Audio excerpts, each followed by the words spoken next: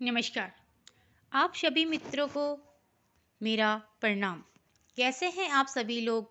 आशा और उम्मीद करते हैं आप सभी लोग स्वस्थ होंगे, मस्त होंगे और अपने परिवार के साथ व्यस्त होंगे। कहानियों के इस सिलसिले में मैं आपके लिए ले आई हूँ एक नई कहानी जो कि काफ़ी इंटरेस्टिंग और काफ़ी पुरानी कहानी है।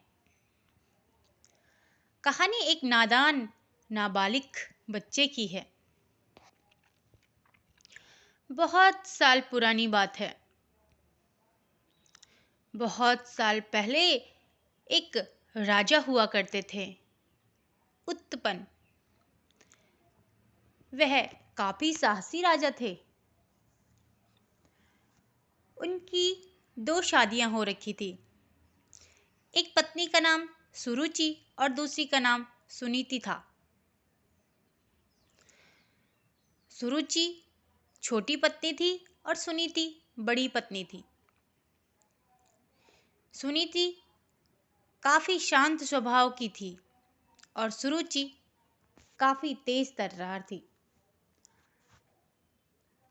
सुनीति थोड़ा सा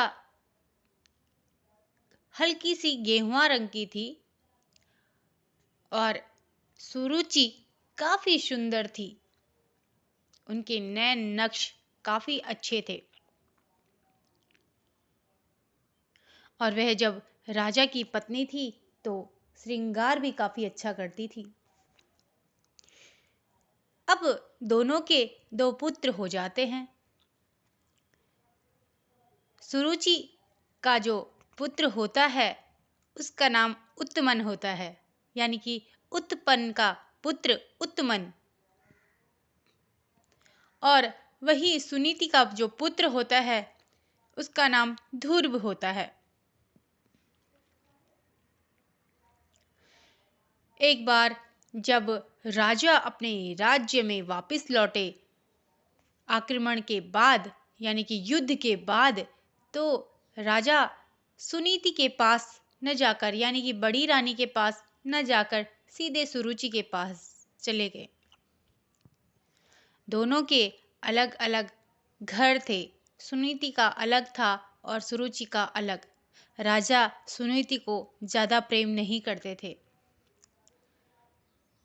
वह थोड़ा हल्के रंग की थी, इसलिए उसका हमेशा प्रतिकार किया जाता था। सुरुचि भी उसे पसंद नहीं करती थी। जब ध्रुव काफी वक्त तक अपने पिता का इंतजार करते हैं, यानी कि उत्पन्न का इंतजार करते हैं, और काफी वक्त के बाद वो आते नहीं हैं, तो एक दिन ध्रुव के मन में लालसा जग जाती है अपने पिता से मिलने की।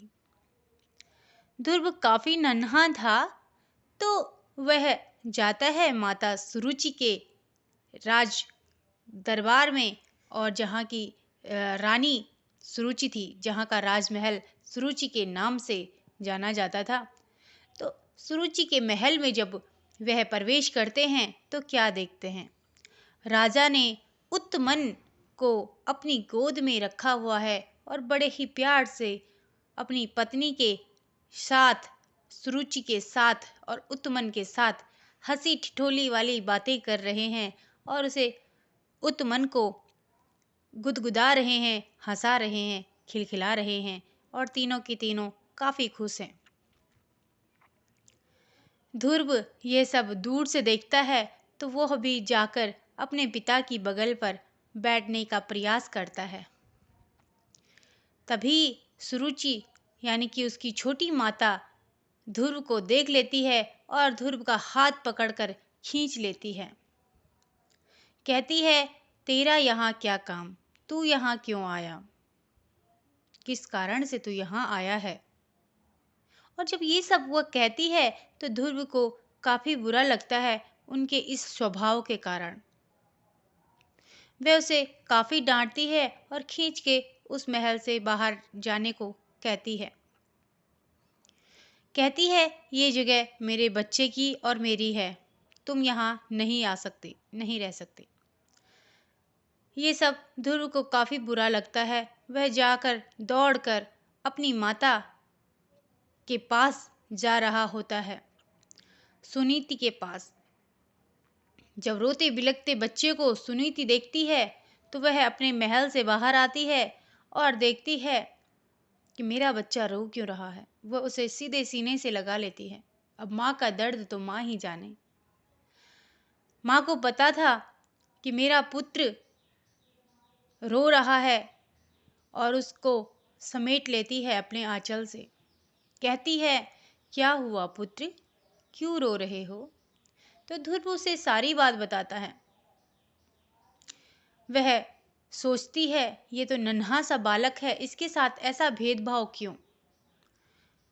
सुनीति बहुत धार्मिक किस्म की महिला होती हैं। वह भगवान पर बहुत ही अधिक विश्वास करती हैं और हमेशा विष्णु जी की भक्ति में लीन रहती हैं। फिर ध्रुव कहता है, माता, क्या हमारे पिता हम दोनों से एक जैसा प्यार नहीं कर सकते? क्या उत्तमन ज्यादा अधिक प्रिय है उन्हें? तो सुनीति कहती है, नहीं पुत्र। अब बाल हट जब होती है तो सभी चकित रह जाते हैं उसकी उस सवालों से। फिर उसने कहा, माता सुरुचि ने मुझे जो आज खींचा, क्या पिता वहां पर कुछ नहीं कह सकते थे माता को? क्या पिता को मेरा जरा भी मोह नहीं? जब यह सब सुनीति सुनती है तो उसके आंसू भी नहीं रुकते, वह भी रोना शुरू कर देती है। और वह ध्रुव का जो अंतिम प्रश्न रहता है वो प्रश्न यह रहता है कि हे माता, क्या कोई ऐसा कार्य नहीं कि जिससे कि मेरे पिता मेरे पास आए, मेरे से प्रेम करें? कोई ऐसा कुछ कार्य हो जो मैं करूं और जिसको करने के बाद मेरे पिता मेरे पास आ जाएं, मुझसे भी उतना ही प्रेम करें। ये जब 3 प्रश्न वह अपनी माता से पूछता है, प्रथम कि क्या उत्तमन मुझसे अधिक प्रिय है, मुझसे अधिक अच्छा है, मुझसे अधिक प्यार करते हैं पिता उत्तमन से? दूसरा कि सुरुचि जो माता जी हैं हमारी छोटी माता, क्या उनको पिताश्री ने कुछ नहीं कहा? क्या उनको मेरा जरा भी मोह नहीं? क्या वह तुम्हारे और हमारे बारे में बिल्कुल नहीं सोचते? और तीसरा यह कि क्या कोई ऐसा कार्य नहीं हो सकता कि जब मैं अपने पिता के पास उसी प्रकार से रहूं जिस प्रकार से उत्तमन उनकी गोद में हंस रहा है, खेल रहा है, उसी प्रकार से पिताजी मुझसे भी प्यार करें, मुझसे भी बात करें, मेरे पास भी रहें? तो यही 3 प्रश्न ध्रुव के रहते हैं अपनी माता से। माता उसको कहती है, तेरे सभी सवालों के उत्तर तुझे जरूर मिलेंगे। उसके लिए तुझे यहाँ से दूर एक जंगल में जाकर, यानी कि अपना घर-बार त्याग कर, ब्रह्मचर्य को अपनाकर तुझे विष्णु भक्ति में लीन होना पड़ेगा और हरि नारायण नाम जपना पड़ेगा। माँ का मन बहुत कोमल होता है, बहुत ही ज्यादा। और जब माँ यह कहती है तो बच्चा इस चीज को सुनकर चुप हो जाता है, रोदन उसका खत्म हो जाता है। लेकिन माता को क्या पता था कि मेरा पुत्र सत्य में यह सब कर ले बैठ जाएगा। और वही होता है, बाल हट। बच्चा दौड़कर एक जंगल के बीचों बीच चला जाता है। माता सुनीति बहुत परेशान होती है कि मेरा बालक कहाँ गया। वह बहुत रोती है, विलाप करती है, तड़पती है, ढूंढती है उसे। दूसरे दिन वो मिलता नहीं है। जब वह जंगल जा रहा होता है तो उसको जंगल के बीचों बीच नारद मुनि मिल जाते हैं। नारद मुनि कहते हैं कि तुम कहाँ जा रहे हो बालक? तो बालक ध्रुव कहता है, हे नारद मुनि, मैं आपको प्रणाम करता हूँ, आपको वंदन करता हूँ। नारद मुनि कहते हैं कि पुत्र, तुम आगे नहीं जाओगे क्योंकि आगे जंगली जानवर हैं और तुम्हें हिंसक पशु खा सकते हैं, नोच सकते हैं, इसलिए तुम यहीं से वापस लौट चलो, मैं तुम्हें तुम्हारे घर तक पहुंचा दूंगा। वह अपनी पूरी व्यथा नारद मुनि को सुनाते हैं और कहते हैं ध्रुव की, हे नारद मुनि, मुझे कुछ ऐसा कार्य बताओ कि जिससे मैं श्री हरि विष्णु को प्रसन्न कर सकूं। तो नारद मुनि कहते हैं, यह बालक तो बड़ा हट्टी है, और उसे आशीर्वाद देते हैं कि जा पुत्र, तेरी मनोकामना पूरी होगी। और जब उसको कहते हैं, उसको एक रास्ता दिखाते हैं कि जा, यहाँ से थोड़ी ही दूर बट वृक्ष का पेड़ है और उसके नीचे तुम्हें भगवान विष्णु का स्मरण करना होगा, नारायण नाम जपना होगा, श्री हरि विष्णु को मनाना होगा, जिससे कि वे तुम्हारी मन की इच्छा को पूर्ण कर सकेंगे और तुम अपने पिता का प्यार प्राप्त कर सकोगे, अपने पिता का स्नेह प्राप्त कर सकोगे। जब यह सब उसको रास्ता मिल जाता है तो वह नारद मुनि को वापस से प्रणाम वंदन करता है और आगे अपने गंतव्य की ओर चला पड़ता है। जब वो चलते चलते उस बटवृक्ष के नीचे जाता है तो वहीं अपना समाधि, अपना ध्यान केंद्रित कर देता है और श्री हरि विष्णु नारायण नारायण नारायण नारायण नारायण नारायण के नाम से जाप करते रहता है। जब वह यह जाप करता रहता है तो कुछ वक्त के बाद श्री हरि विष्णु वहां प्रवेश कर जाते हैं। वह एक चमत्कारी रोशनी होती है जो कि नन्हे बालक की आंखें बिल्कुल बंद हो जाती हैं। वह उसे पुकारते हैं नारायण की, हे पुत्र, क्यों मुझे बुलाया? कहो पुत्र। लेकिन ध्रुव अपनी आंखें नहीं खोलता। वह कहता है, क्या पता मैं स्वप्न देख रहा हूं, क्या पता यह मेरा सपना हो कि मेरे सामने भगवान विष्णु हैं और वह मुझे पुकार रहे हैं। क्योंकि भगवान विष्णु का यहाँ मेरे पास आना यह अभी तो संभव नहीं, लेकिन उसकी भक्ति में इतनी शक्ति होती है, वह इतने अच्छे मन से, सच्चे मन से उनको पुकारता है कि भगवान विष्णु वहां आने पर मजबूर हो जाते हैं और उसके समक्ष प्रस्तुत हो जाते हैं। जब वे उनके सामने प्रस्तुत होते हैं तो उसका नाम काफी बार बोलते हैं कि बोलो पुत्र, क्या बात है। लेकिन ध्रुव अपनी आंखें नहीं खोलता है और कहता है अपने मुख से कि शायद मैं कोई स्वप्न देख रहा हूं। लेकिन श्री हरि नारायण विष्णु जी कहते हैं कि नहीं पुत्र, तुम कोई स्वप्न नहीं देख रहे हो, मैं सच में तुम्हारे सामने उपस्थित हुआ हूं। तो वह सर्वप्रथम उनके चरण स्पर्श करने की प्रार्थना करता है और वह सर्वप्रथम उनके चरण स्पर्श करता है, कहता है, हाँ आप सत्य हैं,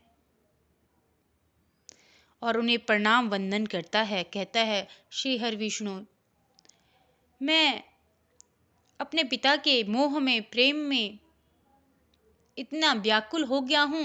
मेरी माता जो सुनीति है, उन्हें मेरे पिता का प्रेम नहीं मिलता है और मैं इसी कारण अपने पिता के पास गया और मेरी माता सुरुचि ने मेरे को अपनी गोद से, अपने पिता की गोद से मुझे खींचकर अपने राजमहल से बाहर कर दिया। जब ये सब विष्णु जी सुनते हैं तो वो कहते हैं कि ठीक है पुत्र, अगर तुम्हारी यही इच्छा है तुम्हारे पिता तुमसे प्रेम करें, तो तुम्हारे पिता ही नहीं, सभी लोग तुम्हें प्रेम करेंगे, सारी जो सृष्टि है वह तुम्हें प्रेम करेगी। तुम एक अच्छे राजा बनोगे भविष्य के, क्योंकि तुम ज्येष्ठ पुत्र हो उत्पन्न के, तो इस कारण से तुम उत्पन्न के बाद एक अच्छे बेहतर राजा बनोगे और उसके बाद तुम मृत्यु के पश्चात तुम्हें इस ब्रह्मांड में एक अलग स्थान मिलेगा, जिसको एक तारा कहा जाएगा, जिसका नाम ध्रुव तारा होगा। क्योंकि इस ब्रह्मांड में तुम्हारी एक अलग जगह है, तुम सर्वप्रिय माने जाओगे, सर्वोपरि माने जाओगे और तुम्हारी पूजा की जाएगी। तुम्हारे पूजा के लिए, तुम्हारी भक्ति के लिए सप्तऋषि भी आएंगे। जब ये सब उसे वरदान के रूप में मिल जाता है और वह उन्हें हाथ जोड़कर वंदन करता है और फिर विष्णु भगवान उसके सर पर हाथ रख के अंतर ध्यान हो जाते हैं। वह वापस अपने घर को लौटता है, देखता है उसकी माँ और उसकी दूसरी माँ सुरुचि और सुनीति उसे देखकर काफी खुश है। वह पहले विलाप में थे, सभी उसके पिता भी बहुत दुखी थे और उसके पाते ही उसको देखते ही सभी लोग उस पर झपट पड़ते हैं, उसे गोद में उठा लेते हैं, उसे बहुत प्यार करते हैं। यहाँ तक कि उसकी माँ सुरुचि जो छोटी माँ होती है वह भी उसे बहुत लाड करती है, बहुत प्यार करती है। और उत्तमन और ध्रुव खुशी खुशी अपना बाकी जीवन व्यतीत करते हैं।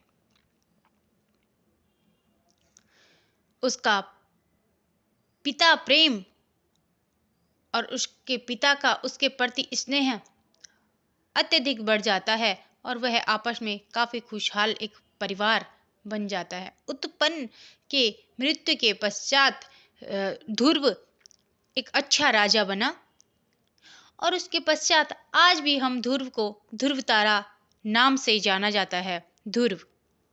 तो आप सभी को ये कहानियाँ कैसे लग रही हैं मुझे कमेंट में ज़रूर लिख भेजें।